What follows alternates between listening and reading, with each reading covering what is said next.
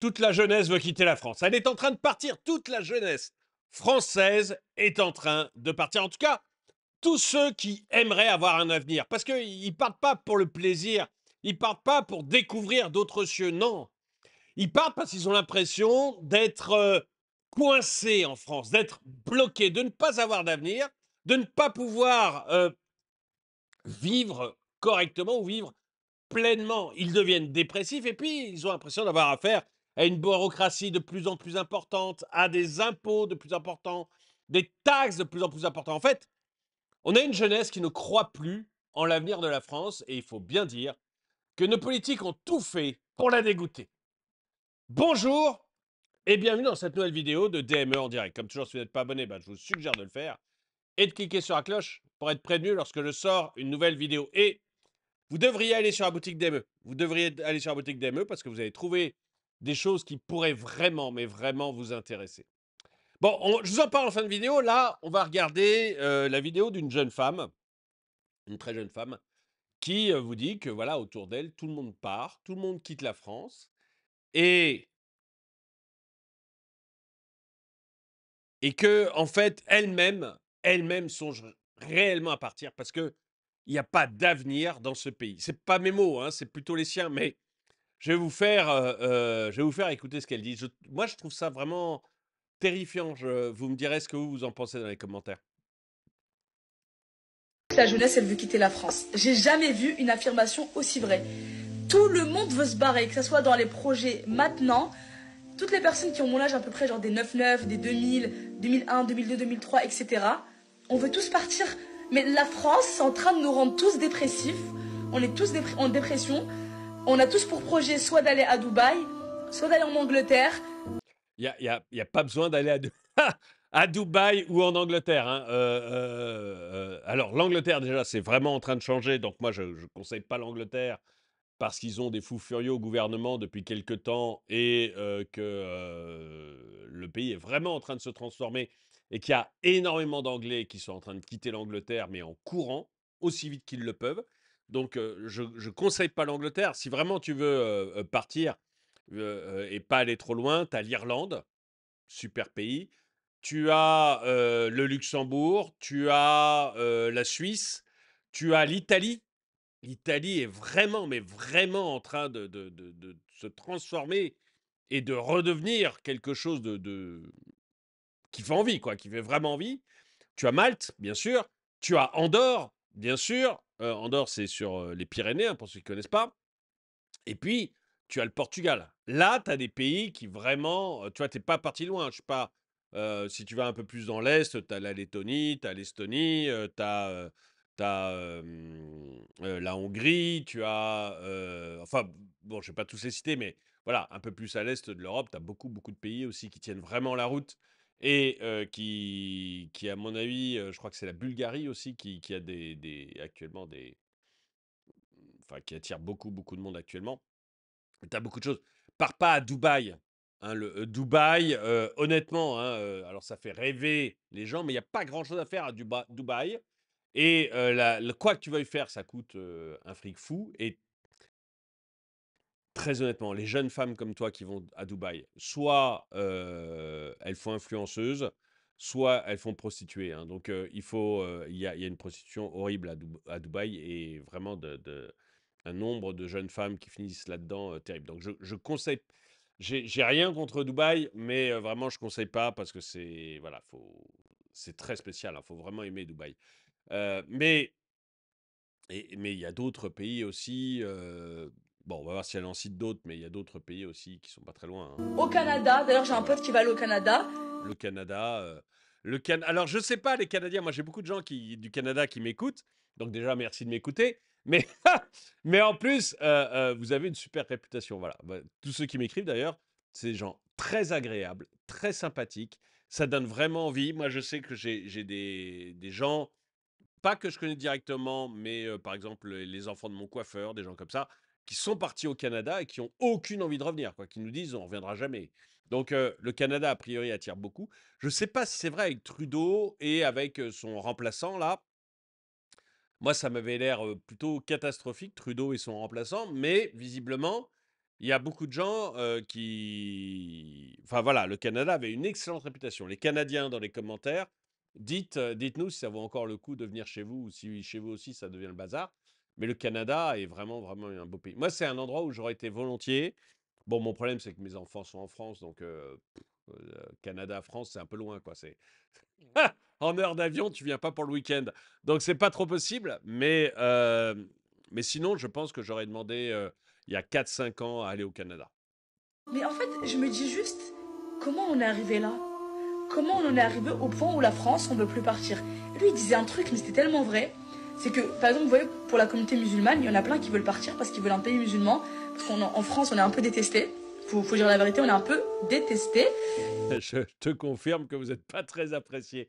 Mais j'avais écrit et j'avais fait un tweet. J'ai été surpris de ça. Et j'ai fait un tweet il y a quelque temps sur, vous savez, la dame qui est à la Gaîté Montparnasse. Enfin, juste à côté de la Gaîté Montparnasse, qui tient un restaurant vraiment à côté de la Gaîté Montparnasse. Elle est franco-algérienne, son mari est malien. Ils travaillent et ils vont être ruinés, ils vont devoir déposer le bilan. Il y a une cagnotte qui a été faite pour les aider, mais sinon ils vont devoir déposer le bilan. Bon, à cause de migrants qui sont arrivés en masse à Guété-Montparnasse. J'ai fait une vidéo là-dessus, donc vous pourrez aller voir. Et je disais, mais en fait, nous, cette dame, elle est intégrée, son mari est intégré, elle parle un français impeccable, impeccable, elle bosse et elle crée de la richesse. Donc, cette immigration, c'est l'immigration qu'on aime et que l'on veut, et dont on a besoin, VS, l'immigration de cas sociaux et de gens qui posent sans arrêt problème. Bon, je sais plus comment j'avais tourné le tweet, mais ça ressemblait à ça. Et j'ai vu beaucoup de commentaires dans mon tweet qui disaient non, mais nous, on n'en veut pas du tout, en fait. Barrez-vous tous. On n'en veut pas du tout. L'immigration algérienne et africaine, on n'en veut pas du tout. Barrez-vous tous. Nous, on veut des Européens, etc. Puis à la limite, on n'a même pas besoin d'immigration du tout. Et je pense qu'il y a eu un ras-le-bol qui s'est créé vis-à-vis des musulmans. Pas à cause de toi, jeune femme. Hein, t'as l'air. Enfin, si tu veux, il y a eu un tel entrisme des frères musulmans, un tel entrisme des voilés, un tel entrisme des gens qui nous cassent les pieds du matin au soir, que maintenant la communauté musulmane est détestée. Mais c'est pas comme les immigrés algériens et africains sont détestés, mais pas tellement individuellement, c'est que c'est un ras-le-bol en fait.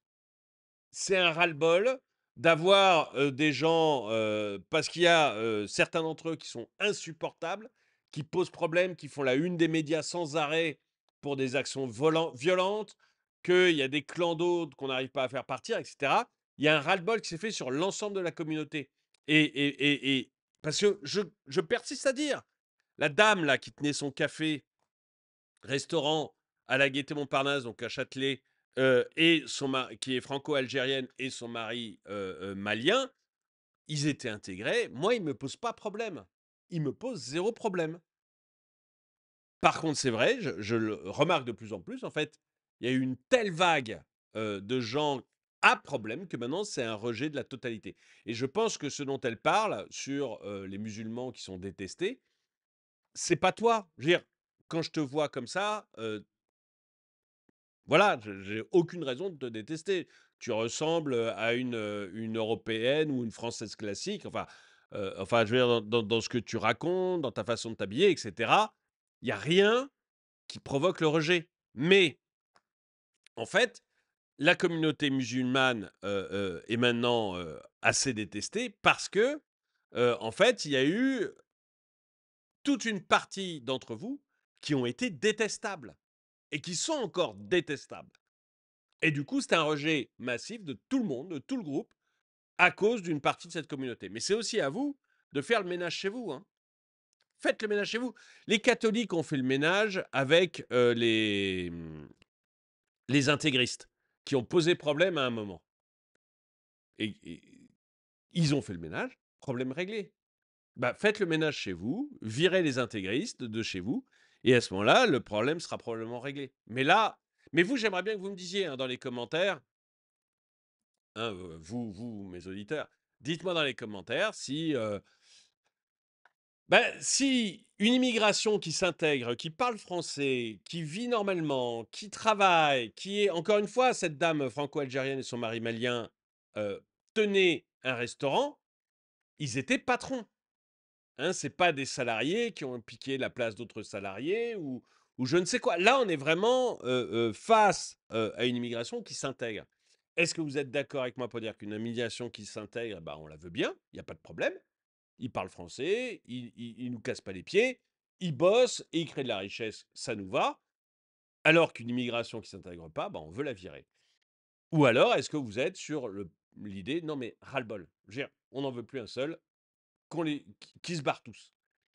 C'est possible, mais moi je trouve ça, vous voyez, cette jeune femme, visiblement musulmane, je ne sais pas ce qu'elle fait dans la vie, je la connais pas, mais pourquoi on aurait envie de la faire partir, je ne vois pas. Mais c'est archi vrai. Et c'est archi vrai. Et même rien qu'en Australie, comme combien de vidéos j'ai vues de Français qui vont en Australie pour travailler dans les mines, dans les trucs comme ça, pour être payés plus, pour mettre de côté, etc. Et là, vous voyez, c'est le problème que j'évoquais, donc on arrête avec l'immigration, hein. Mais vous voyez, là, c'est le problème. L'Australie aussi, c'est un peu loin, hein, honnêtement. C'est un peu loin, puisque si tu me rangerais chez toi et trouver des araignées qui ont la taille de ma main, c'est le bon plan. Je rappelle que l'Australie, la création de l'Australie euh, par les Anglais, c'est bon, avant il y avait quelques indigènes, mais ils n'étaient pas très nombreux. Et l'arrivée des Anglais, c'était des bagnards, hein, c'était un bagne l'Australie. On y allait purger sa peine de manière assez sévère au XVIIIe siècle, début du XIXe. Et donc c'était un bagne. Et en fait, on vous envoyait là-bas parce que la distance est tellement loin, il fallait 3 mois pour y aller, que de toute manière, vous ne reveniez jamais. Donc même quand vous avez fini de purger votre peine en Australie, vous restiez en Australie. Donc voilà, c'est un peuple de bagnards. Et si on a fait un bagne là-bas, c'est parce que les conditions étaient catastrophiques, hein. Tu vas te baigner, t'évites le requin blanc, c'est un crocodile des mers qui te bouffe. Tu te balades, tu te balades sur la plage, c'est un serpent qui vient te casser les pieds. Exaspéré, tu rentres chez toi et t'as des araignées de la taille de ma main qui se cachent partout chez toi. Donc vraiment, c'est les conditions que je, ne re- que je regrette. Mais je pense que, vous voyez, l'un des trucs qui fait fuir les jeunes, c'est de dire, mais attendez, mais on est taxé, parce que c'est ce qu'elle dit en fait, on est taxé dans tous les sens, on a un poids de l'État et des charges qui est absolument gigantesque, on n'en veut plus, quoi. On n'en veut plus et on aimerait pouvoir vivre agréablement, sans taxes, sans charges, et ou du moins avec moins de taxes, moins de charges, hein. Vous allez en Suisse, on vit agréablement en Suisse, hein, et vous n'avez pas autant de taxes, autant de charges. Mais dans tous les autres pays. Et en fait, cette jeunesse qu'elle voit, enfin moi ce que je perçois dans ce qu'elle dit, c'est qu'on n'arrive pas à mettre des ronds de côté. On n'arrive pas à mettre des ronds de côté parce qu'on bosse pour l'État, hein. C'est pas que tu es mal payé, c'est que la différence entre ton salaire net et ton salaire et ce que ça coûte à ton employeur, c'est la moitié. Ton employeur te verse la moitié de ce que tu lui coûtes. Bon bah forcément il t'augmente pas, quoi, hein. Il n'y a pas que ça, il y a la Suisse aussi. Il y a plein de gens. Il y a même une fille, elle fait des vidéos TikTok où elle dit ouais, moi je travaille en Suisse, je me suis mis à la frontière et tout. Mais pourquoi tout le monde veut se barrer? Pourquoi tous les jeunes, on veut tous se casser? On veut plus rester ici? Mais c'est un truc de ouf, hein. Parce Dites-vous, que tu es même dans un pays socialiste. Parce que tu es dans un pays socialiste. moi, c'est le cas. Voilà, donc c'est le cas pour tous les gens qui ont mon âge, 20, 22, 23, 24, 25. On a tous pour projet de quitter la France. C'est une catastrophe. C'est une catastrophe. Bon, je ne veux pas faire une vidéo trop longue, donc je vais vous lire un peu ce qu'a écrit Chien Surpris sur sa vidéo, parce que ça vient de chez lui. Il y a une génération entière, née dans les années 2000, qui ne voit plus son avenir en France. Pas par caprice, pas par envie d'exotisme, mais par instinct de survie. Leur seul objectif, se barrer avant que le pays ne les broie et ne les transforme en dépressifs, sous antidépresseurs, coincés entre la précarité et la fiscalité confiscatoire. Et comment leur en vouloir? Ils ont grandi dans un pays où l'ascenseur social est en panne, où l'ambition est suspecte, où chaque réussite individuelle est vue comme une anomalie qu'il faut punir. Et ça, j'ai des vidéos là-dessus, mais c'est impressionnant le nombre de témoignages maintenant de petits chefs d'entreprise, enfin plutôt de chefs d'entreprise, de petites entreprises ou d'entreprises moyennes qui disent: mais on est suspect de tout, quoi. On veut absolument on a l'impression qu'on veut vraiment nous foutre dehors». C'est impressionnant le nombre de témoignages qui vont dans ce sens-là, hein. On leur a vendu l'idée que la France est une chance, alors qu'en réalité, c'est devenu une nasse, où tout est fait pour empêcher ceux qui veulent s'élever de le faire. Dès qu'ils entrent sur le marché du travail, ils comprennent l'arnaque. Ils voient leur salaire amputé par des charges délirantes, tandis que ceux qui ne foutent rien encaissent les aides sans contrepartie. Ils constatent que monter une entreprise, c'est se mettre une balle dans le pied.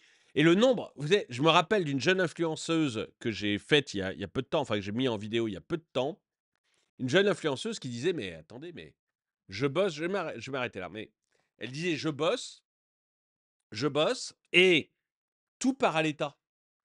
Quoi que je fasse, mais quoi que je fasse, c'est l'État qui encaisse. Et elle disait aussi, bah, je vais pas, même chose, elle disait, je vais partir à Dubaï ou au Canada, mais ça peut pas continuer comme ça, quoi. Et c'est vraiment ça, c'est l'impression qu'ont ces jeunes, sans parler de celles qui avaient été OnlyFans, vendre des photos dénudées et qui s'étaient pris un contrôle fiscal et le fisc lui avait tout piqué. Mais sans parler d'elles, même d'autres qui ont déclaré normalement leurs revenus, et cetera, qui se sont fait, enfin qui s'aperçoivent qu'à la fin du mois, il leur reste plus rien. Qu'en fait, tout ce qui rentre, l'État le pique. Tout ce qui rentre, l'État le pique. C'est impressionnant. Alors, comme salarié, on ne s'en rend pas toujours compte parce que on n'a pas la curiosité de regarder la différence entre son salaire net et ce qu'a vraiment payé l'employeur. Pas le brut, hein, le brut chargé, c'est-à-dire ce qu'il a réellement payé pour notre travail. Et le salaire net, on n'a pas voilà, on ne vérifie pas régulièrement. Mais quand vous êtes employeur ou quand vous êtes à votre compte, vous faites les chèques à l'URSSAF. Vous faites les virements à l'URSSAF. Et là, vous voyez les sommes. Moi, je me souviens quand j'étais chef d'entreprise, avec pas mal de salariés, et que je payais, alors au début, je payais tous les trimestres aux URSSAF, puis après, je payais tous les mois. Mais vous versez des sommes mais monstrueuses, quoi. Je veux dire, c'est des dizaines de milliers d'euros. Vous versez des dizaines de milliers d'euros à l'URSSAF et vous dites, mais attendez, mais c'est toute ma trésorerie qui part là pour payer l'URSSAF. Toute ma trésorerie. Et vous vous dites, mais c'est un monde de fous, quoi. C'est un monde de malades mentaux. Et effectivement, voilà. Et ces jeunes femmes qui sont influenceuses, etc., bah, elles voient bien, parce qu'elles aussi, elles payent leurs charges. Elles disent, mais attendez, je donne plus à l'URSSAF que ce que je touche moi. Est-ce que c'est normal que les URSSAF touchent plus que moi de mon travail? Et je crois que tout le monde a la solution sur ça. Enfin, dites-moi ce que vous pensez de tout ça. Est-ce que vous aussi, vous constatez que les jeunes veulent se partir? Est-ce que vous aussi, vous voulez partir? Est-ce que ça vous inquiète? Et puis, répondez-moi sur l'aspect immigration. Est-ce que pour vous, une immigration qui s'intègre, qui travaille, qui parle la langue, qui travaille et qui crée de la richesse, bah, c'est une immigration dont on a besoin et qui est bien? Ou est-ce que non, c'est fini, ras-le-bol, plus personne? Dites-le moi dans les commentaires. N'oubliez pas d'aller sur la boutique. Sur la boutique, vous avez des polos comme celui d'ici. Il n'y a pas plus zen que moi. Ou ce mug. Il n'y a pas plus zen que moi aussi. Mais il y a en tout 8 logos différents avec 250 produits par logo quasiment. Vous avez trouvé quelque chose qui vous intéresse. Ça soutient bien la chaîne. Et si vous voulez juste faire un petit Tipeee ou un petit clin d'œil à la chaîne, vous achetez un autocollant ou un magnet. Voilà, c'est le code un peu que j'ai avec mes abonnés. Vous achetez un autocollant ou un magnet et on sait que c'est un clin d'œil que vous me faites. Honnêtement, ça ne me rapportera pas plus qu'un Tipeee, hein. Ça ne me rapporte rien du tout. C'est juste pour le clin d'œil. Merci d'avoir regardé la vidéo. Mettez un pouce vers le haut, commentez, partagez. Et moi, je vous dis à très bientôt.